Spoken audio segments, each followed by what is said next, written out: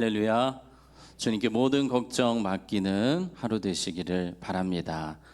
오늘 우리는 도피성에 대해서 어제에 이어서 보게 됩니다. 이 도피성 같은 경우 하나님이 디자인하셨습니다. 하나님의 아이디어이고 또 하나님의 마음이 담겨져 있습니다.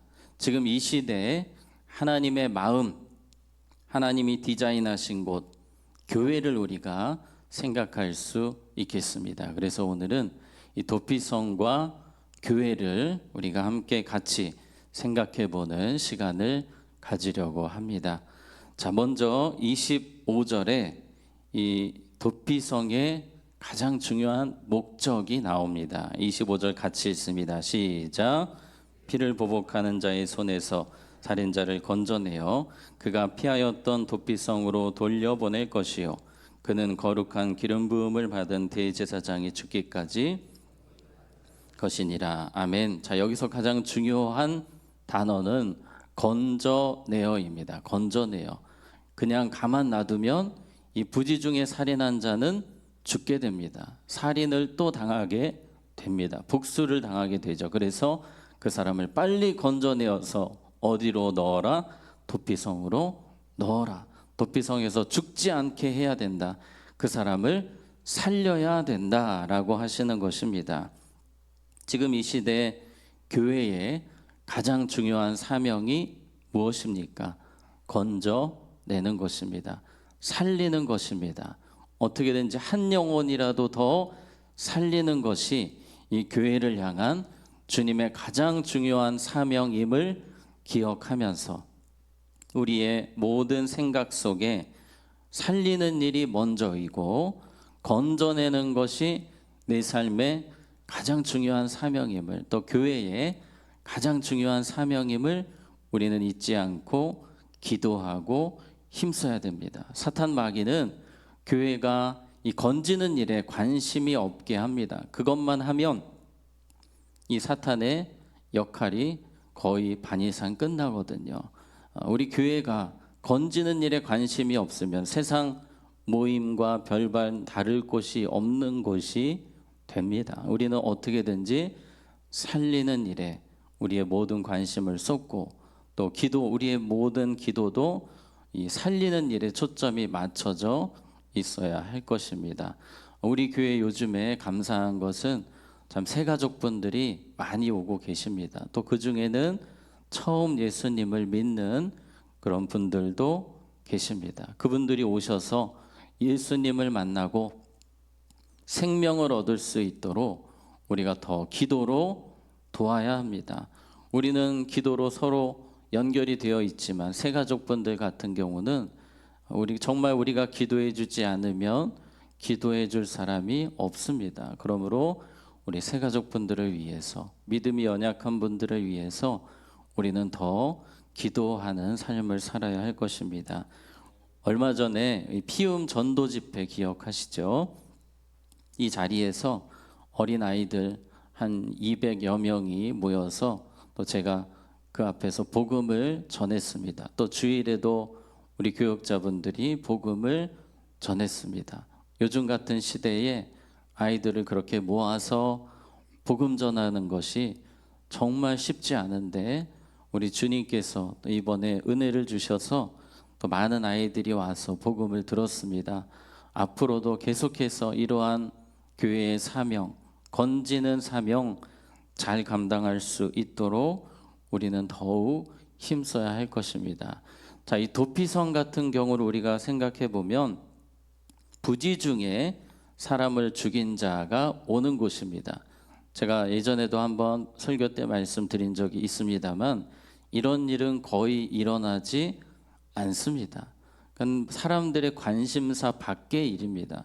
그 당시도 지금도 그렇지만 사람들의 최고의 관심사는 먹고 사는 것에 있고 가족들이 평안하고 또는 우리 자녀들이 잘 되고 성공하고 출세하는 것, 이것이 사람들의 가장 많은 관심사라고 할 수 있습니다만 오늘 도피성을 통해 보여주시는 하나님의 관심사는 무엇입니까?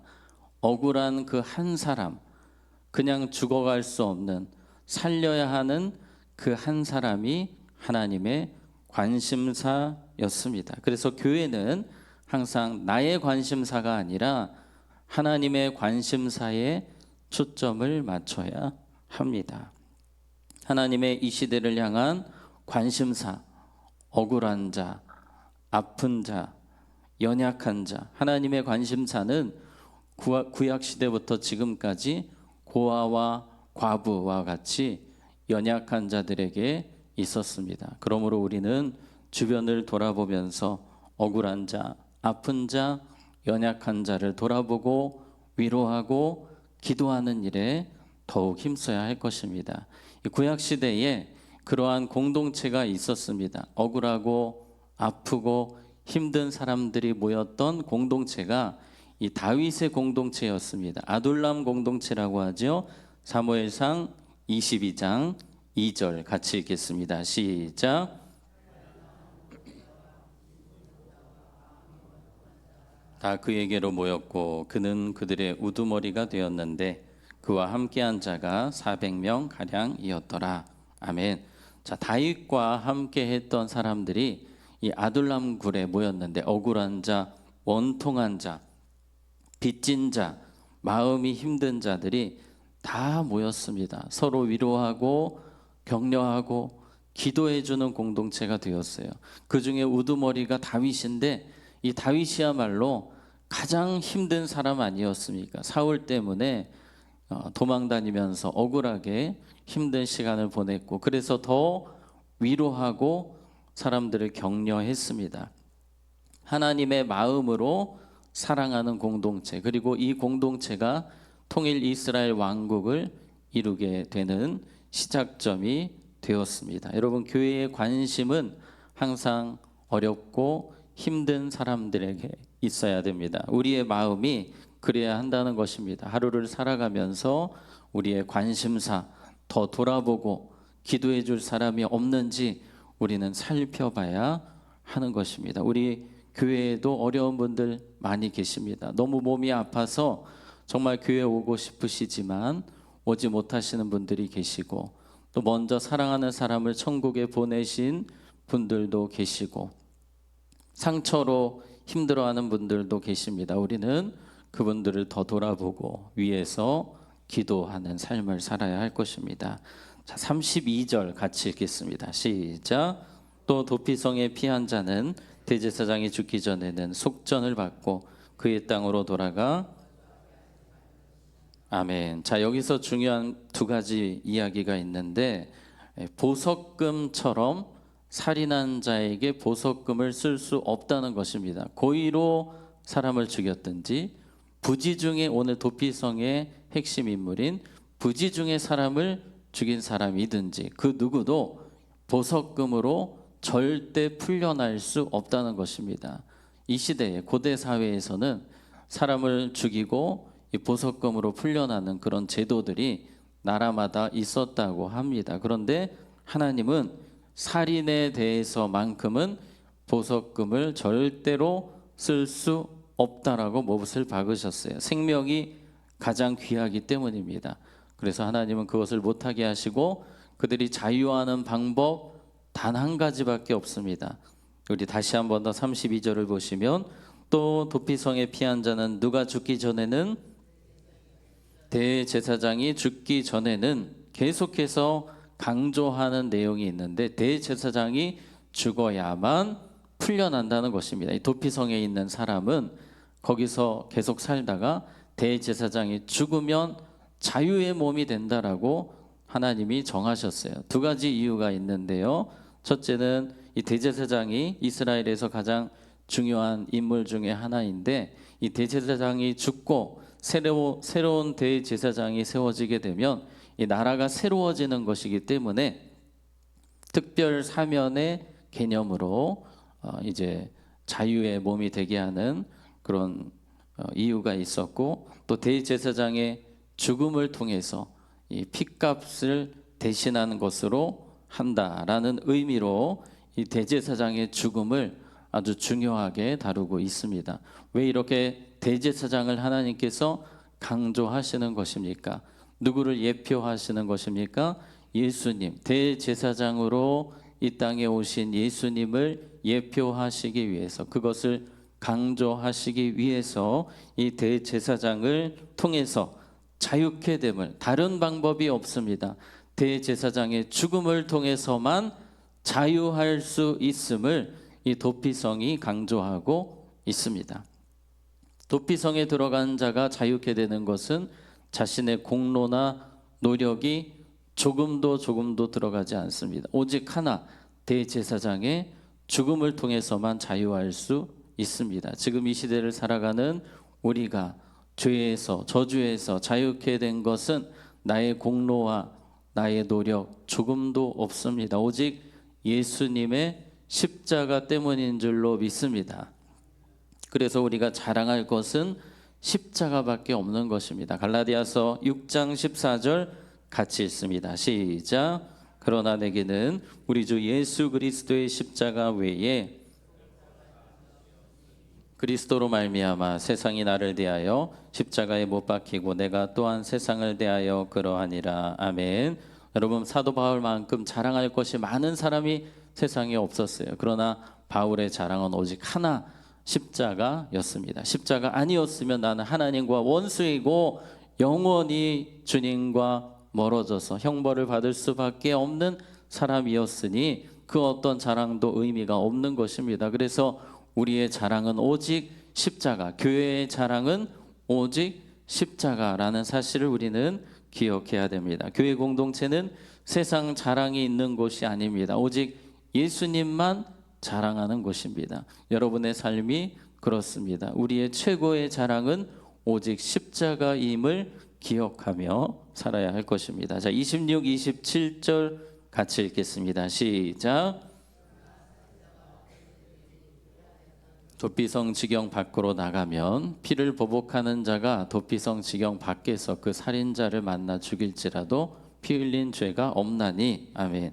자, 어떤 이야기냐면요, 이 도피성에 들어온 사람은 대제사장이 죽기 전까지는 나오지 말아야 합니다. 도피성에서 계속 살아야 되는 거예요. 근데 만약에 이 사람이 도피성 밖으로 뛰쳐나갔어요.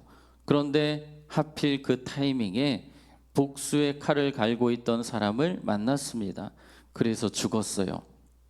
그렇게 되면 그 피의 책임은 오직 도피성에서 탈출한 사람에게만 있다는 것입니다. 이 말은 도피성 밖으로 절대 나가면 안 된다. 나가서 죽는 것은 그 사람의 책임이니 나가지 말고 어떻게든지 도피성 안에서 살아야 한다라고 강조합니다. 이것은 우리에게 무엇을 보여줍니까? 여러분, 누가 도망갔겠습니까? 겁 없는 사람이죠. 겁 없는 사람은 그냥 뛰쳐나가는 거예요. 근데 왜 겁이 없겠습니까? 자신을 믿는 겁니다. 그렇게 결국 나가면 죽을 수밖에 없음에도 자신을 믿고 겸손하지 못한 모습으로 교만했기 때문에 나가는 것입니다. 이 시대 가운데 하나님의 은혜 안에, 그 은혜의 테두리에서 살아야 되는데 교만한 사람은 그 은혜 밖으로 나가는 것입니다. 그래서 우리는 오직 은혜만 부여잡고 살아야 돼요. 내가 교만하지 않도록 이 땅 가운데 믿음으로 살 수 있는 것은 오직 은혜, 오직 은혜, 주님의 은혜만 붙들고 사는 것입니다. 히스기야가 그렇게 겸손하고 좋은 왕이었지만 순식간에 은혜의 줄을 놔버리니 교만한 사람 되지 않습니까? 이스라엘의 미래를 어둡게 만드는 사람이 되었습니다. 우리가 끝까지 은혜 붙들고 은혜 안에서 예수님 십자가 자랑하며 은혜 중심으로 살아가야 될 줄로 믿습니다. 우리 안에 조금도 교만함이 일어나지 않도록 오직 겸손하게 십자가 붙들고 은혜 붙들고 살도록 우리는 늘 힘써야 되겠습니다. 말씀을 정리합니다. 우리에게 가장 중요한 사명, 건지는 사명, 살리는 사명이라는 사실 기억하시고 하나님의 관심사, 어려운 사람들, 마음이 힘든 사람들에 있다는 것을 기억하셔서 그분들을 위해서 기도하고 돌아보는 삶을 사시고 십자가 자랑하며 은혜 붙들고 살아가는 우리 모두가 되기를 주님의 이름으로 축복합니다. 자, 기도하겠습니다. 하나님 아버지 도피성을 허락하시고 건지는 주의 일을 감당케 하셨습니다. 이 시대 교회를 향해서 주님께서 건지는 사명, 살리는 사명을 주셨사오니 우리의 삶의 자리에서 살리는 자로, 살리는 기도자로 살게 하여 주시옵소서. 하나님의 관심사는 힘들고 아프고 어려운 자들에게 있사오니 우리가 더 주변을 돌아보고 위에서 기도하는 삶을 살게 하여 주시옵소서. 십자가만 자랑하며 겸손히 은혜 붙들고 살아가는, 끝까지 은혜만 붙드는 우리가 되게 하여 주시옵소서. 반주로 섬기시는 권사님을 기억하셔서 권사님과 온 가족이 주님께 모든 것 맡기며 믿으며 들으며 주의 평강을 누리는 가정 되게 하시고 온 가족을 주의 풍성한 은혜로 붙들어 주시옵소서. 환우분들 많이 계십니다. 또 마음이 힘든 분들 계십니다. 이 시간 주님께서 한 분 한 분 찾아가 주시고 위로하시고 치료하시고 주의 긍휼과 은혜를 부어 주시옵소서. 예수님의 이름으로 기도하옵나이다. 아멘.